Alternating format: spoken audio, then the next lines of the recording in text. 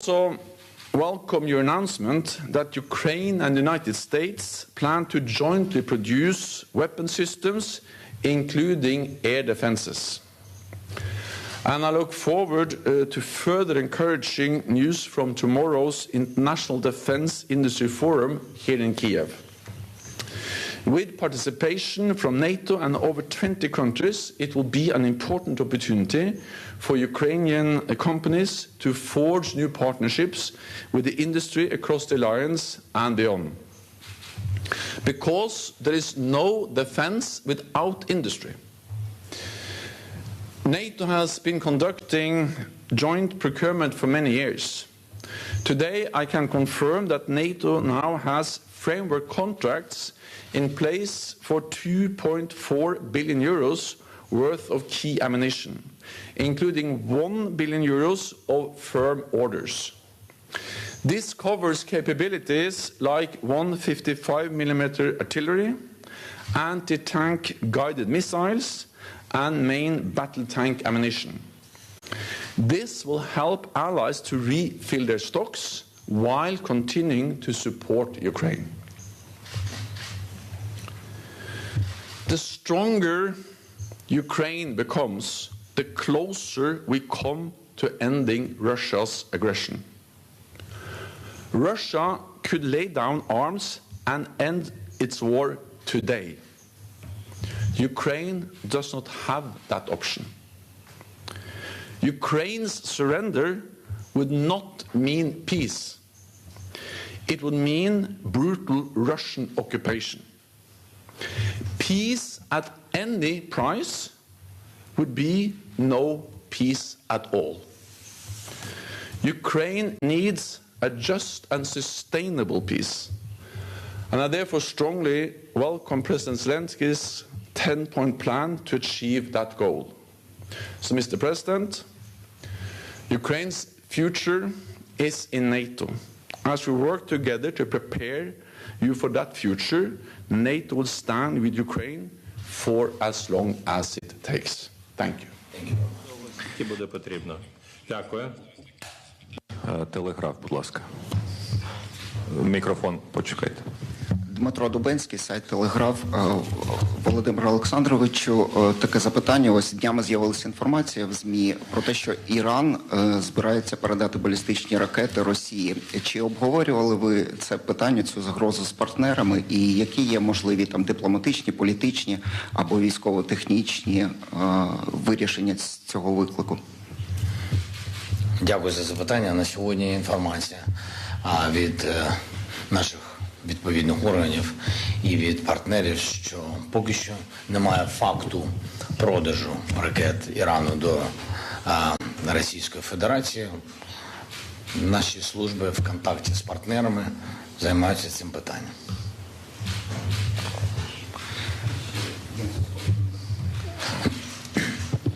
Прохання, два запитання одразу. Пане Єнсе, таке запитання. Чому реакція НАТО така доволі млява і пасивна на інциденти, коли Росія здійснювала обстріли території України і уламки ракети впали на територію Польщі, також залітали шахеди на територію Румунії? Чому реакція НАТО завжди така, доволі млява, і чи немає планів у Альянсу, у країн, членів Альянсу, для того, щоб пришвидшити допомогу Україні на цьому фоні? Тому що були заяви відповідні від НАТО, що НАТО не збирається ні з ким воювати, не збирається йти на конфронтацію з Росією. Чи є можливості пришвидшити там військово-технічну допомогу для України в цьому контексті? NATO has strongly condemned Russia's brutal war of aggression against Ukraine. It inflicts heavy losses, costs on Ukraine, and loss of lives and material damage. But this also, of course, represents a huge risk to all NATO allies. And therefore, we have, since the beginning of the war, actually before the invasion, provided substantial support to Ukraine and stepped up since the full-scale invasion last year. I am constantly urging allies to do even more, to speed up delivery, to ensure not least air defenses, and also to work on how to ramp up production so we can continue to provide support to Ukraine. Then regarding the debris from drones in Romania, we don't have any indication that this is a result of any intentional attack by Russia against Allied territory, but Russia's war and reckless strikes close to the Romanian borders are reckless and are destabilizing. There should be no doubt that NATO is there to defend all allies. We have therefore significantly stepped up our military presence in the eastern part of the alliance, including in Romania, with more troops, with more air policing, with more surveillance, and also with different capabilities that has enabled us to closely monitor the situation along NATO's borders. And the recent deployment of additional several F-16 fighter jets as part of NATO's air policing by the United States in Romania just adds to our presence in Romania as a result of the destabilizing and reckless military actions of Ukraine close to NATO borders. Протистояти дестабілізуючим зусиллям. Hi, James Waterhouse, BBC News. Let me ask you directly about munitions. Could you expand on what you've just announced? Because you have Russia able to replenish stocks at a far greater rate than Ukraine. Is there a danger of complacency from the West? Can you expand on what the alliance is going to provide longer term as Ukraine tries to protect its skies, sustain its counter-offensive? And of course, Russia is going to look to replenish as well in these winter months. And Mr. President, can I ask you about Admiral Sokolov? After last week's attack on Sevastopol, your secret services said he was killed, one of 34 officers. The Kremlin is trying to assert that is not the case through this unverified footage. And now your secret services are saying, we are trying to clarify. Can you say definitively whether he is dead or alive? Dziękuję. So first of all, we have significantly stepped up our support, but more than that, we have also engaged and worked with the defense industry across the alliance now for a long time, because it was clear already last summer that it was not sufficient only to deplete our own stocks. In the beginning, NATO allies depleted stocks to provide support to Ukraine.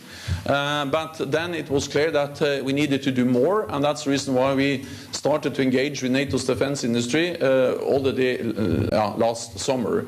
Then I met with Minister Kuleba, I met with Josep Borrell and at the NATO headquarters this spring, and we agreed also to step up the cooperation between Ukraine, the European Union and NATO to ramp up production.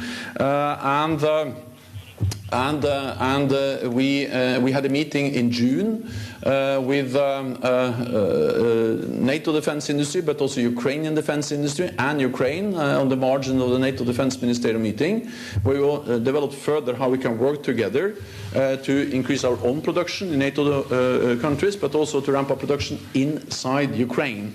And therefore also welcome the defense industry conference that is going to take place here in Kiev tomorrow, which is yet another step on how to mobilize more industrial capacity to produce the ammunition, the weapons, the air defenses we need. And I welcome, of course, the announcement by the United States and also President Biden and President Zelensky to do the same bilaterally between the United States and and Ukraine. And then we will have the NATO Industry Forum in Stockholm next week. Again, the main focus will be how to invest more.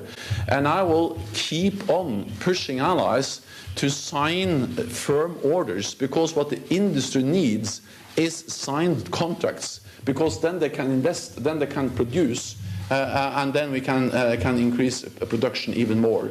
We had a meeting recently in NATO. It's now clear that we have what we call framework contracts, standards contracts for 2.5 billion for key ammunition, out of which 1 billion is all of this firm signed contracts. So yes, rest assured, we will produce, we will deliver ammunition weapons, because this is about solidarity with Ukraine. It will be a tragedy for the Ukrainians if Russia wins, but it will also be extremely dangerous for us. So it's in our security interest to ensure that we provide Ukraine with the support they need to win this war.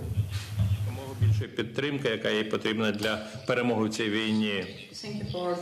Що Україна використовує всі заходи і засоби, наші законні, щодо повернення контролю над всією територією України. І кожен удар по нашій енергетиці, інфраструктурі, по нашій цивільній, по цивільним людям, кожні такі удари, включаючи енергетику, так, ми сприймаємо як загрозу нашим національній безпеці. Відповідно, ми аналізуємо, що може Україна зробити, і робить відповідні чутливі кроки на території України.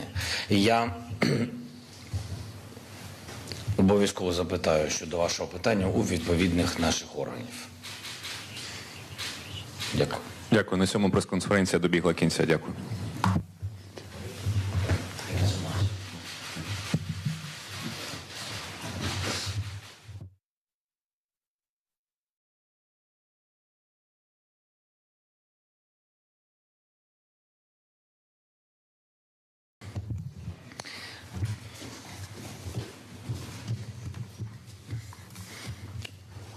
Дуже дякую. Дорогі Єнсе, шановні присутні, шановні журналісти, я радий вітати в Україні генерального секретаря НАТО, радий нашій змістовній розмові. Сьогодні це вже розмова де-факто союзників і питання часу, коли Україна де-юре стане членом Альянсу. Ми робимо все, щоб наблизити цей час.